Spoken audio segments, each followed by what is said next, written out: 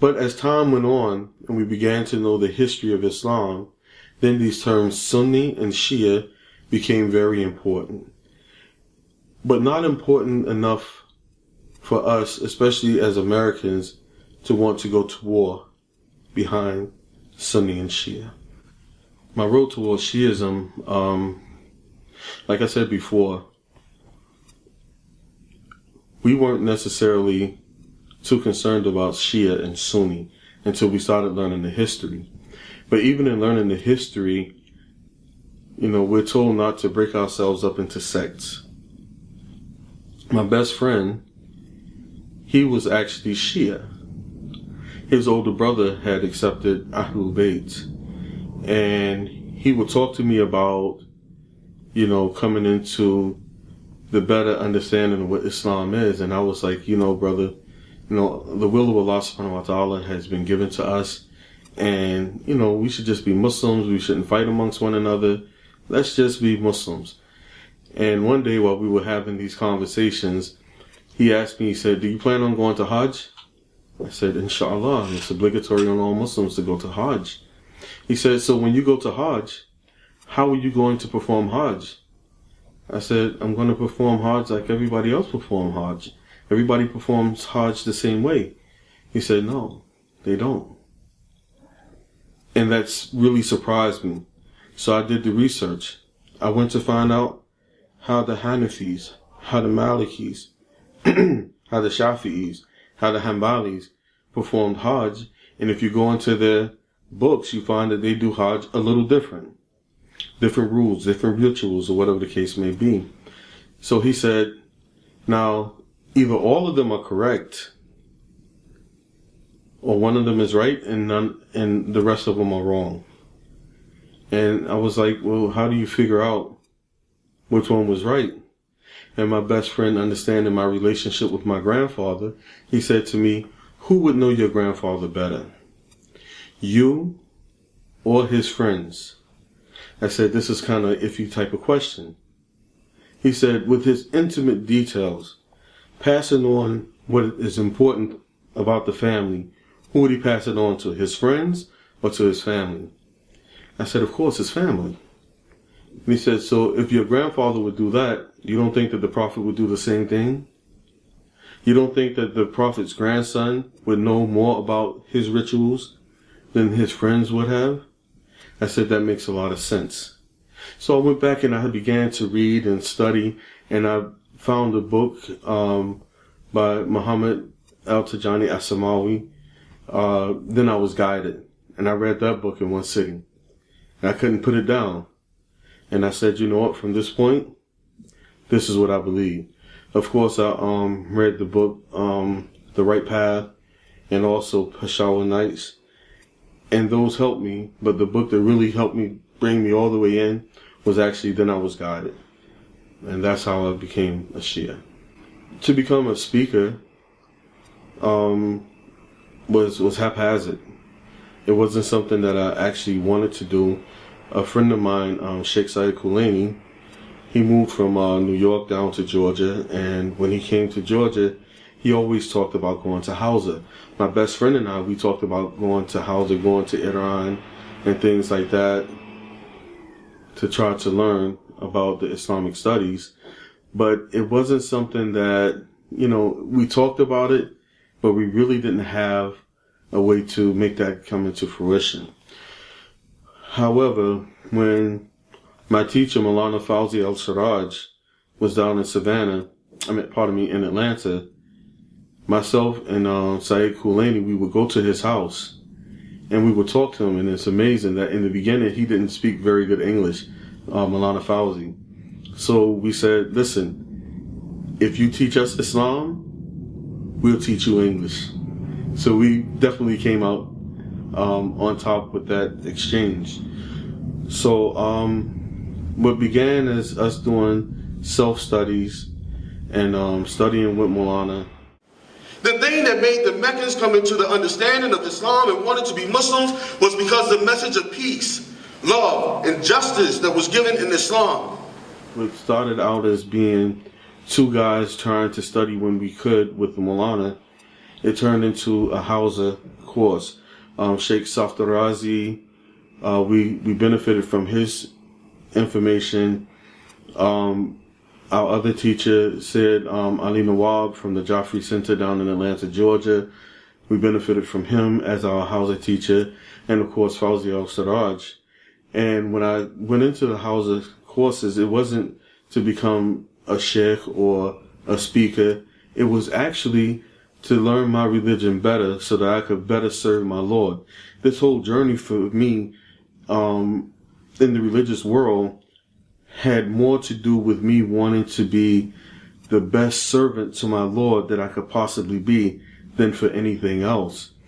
But after taking the Hausa courses, we went to Detroit, Michigan, and we had to sit before a panel of scholars, and we had tests. We were tested on Aqidah and, everything to make sure that we were legitimate so that we would have our ijazah or permission to be able to go out as certified teachers. While I was there in Michigan, I met my good friend, Sheikh Aus. And Sheikh Aus was instrumental. He liked my story. He liked the way that I related to people. And one of my biggest strong suits is actually comparative religion. And with him, we began to do an online television program,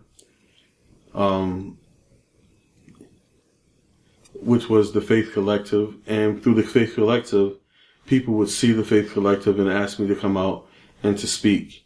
So from there, I went out speaking, and I made good relationships with people. And alhamdulillah, I've become a speaker of such. And again, it wasn't anything that I planned on happening. It kind of just happened. And I really enjoy sharing with people, giving them a different way or perspective of looking at Islam, especially from the perspective of an American.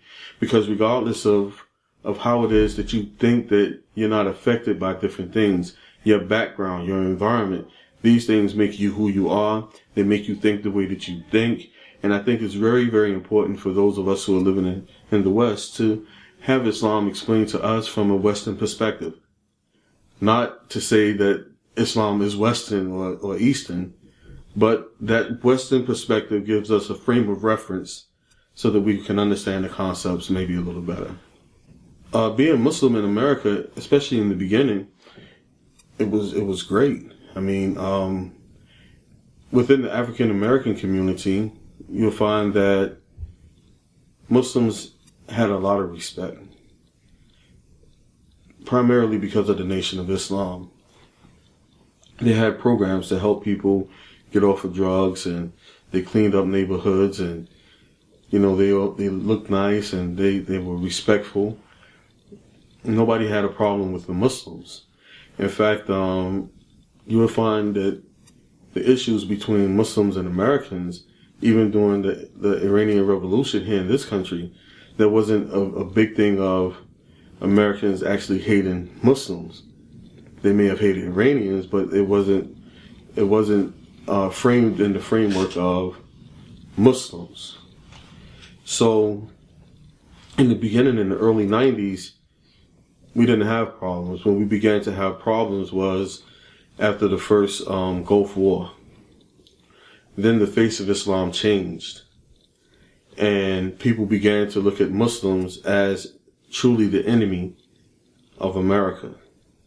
And from that point on, things began to snowball slowly and then get out of control, and it escalated at 9/11. Because even before 9/11, to be a Muslim, nobody was attacking Muslims. You may have some evangelists that would say bad things about Islam, but it wasn't something where the whole country was against Islam. But after 9/11, Muslims became public enemy number one. And as an African American Muslim, in my humble opinion, we weren't affected in the same way. Because the perpetrators of who they said committed 9/11 were Middle Easterners. And it's hard to associate indigenous African Americans with that type of a movement. But right now, what you're finding is any type of Muslim, anyone who's carrying the flag of Islam here in America, you find yourself being more defensive. You have to defend your religion. You have to defend your actions. As an African American, it's a double-edged sword, because what the media has done with the African American males especially is they've demonized us. They've made us to be out as if we were the worst of all people. When you think about crime in this country, the first people that you think about are African American men. And as such, you know, African American men are out here getting killed. And until this age of videos and things like that, you never found this thing where if an African American was killed by the police, it was always justified. Nobody questioned it. As a Muslim now, I believe that there are going to be times and situations where the Muslims are going to find themselves in the same positions that African Americans were, because they have become villainized. Whenever there's something that bad happens, if it's some type of I remember when the Oklahoma federal building was bombed here in America, the first group of people that they looked for was Muslims, Middle Eastern Muslims. But that terrorist act was carried out by Timothy McVeigh, who was an American. So at this juncture, being a Muslim in America, I'm an American. I love my country. I don't love all of her policies. I don't love the double standard. But this country offers us something as Muslims, especially those of us who are Shia Muslims. Number one, the opportunity to worship the way that we want to worship without being impeded. They're not trying to stop us. We have that freedom. We have that right. But on the flip side of that, if we are Muslims, then what type of organizations are we in? What are we giving our money towards? And even if it's a worthwhile cause, if someone says that a terrorist gave money and this person wasn't even found to be a terrorist, that gets to be a bit much. But as far as being a Muslim in America, I've traveled extensively around the world, and I would still have to say I'm happy being here. I have the freedoms that I want, and I think that here in America, unlike a lot of places, the jury is still out on Islam. It's really funny when I think about the family of the Prophet, the Ahlul Bayt, alayhi salatu wasalam. As a Christian growing up, we were told that there was only one perfect individual, and that was Jesus Christ, alayhi salam, and the peace and blessing of God be upon him. And with that type of an attitude, you know, we all wanted to strive for perfection. But with that perfection, because of the Christian ideology that Jesus was God, it was this thing where, you know, he's not fully human, so we'll never be able to reach this perfection. It had that type of effect. But when I came into the knowledge of Ahlul Bayt, and I found that these were perfect individuals, not only were they perfect, but the prophets that came before them too were masoom. They were perfect. They were sinless. Perfect in the human sense of the word, because there's only one absolute perfection, and this is Allah subhanahu wa ta'ala. Looking and learning and studying and falling in love with the lives and stories and examples and experiences of Ahlul Bayt throughout my life for the last 24 years has been one of those things where if there was something going on in my life, if there was something going on in the world, how the way that I began to look at it was, let me study this thing, see how it happened, which of the imams in their life does this time represent more than others. And if I want the solution to that problem, I can go back to a perfect individual who lived through that type of time and use that example to push me through.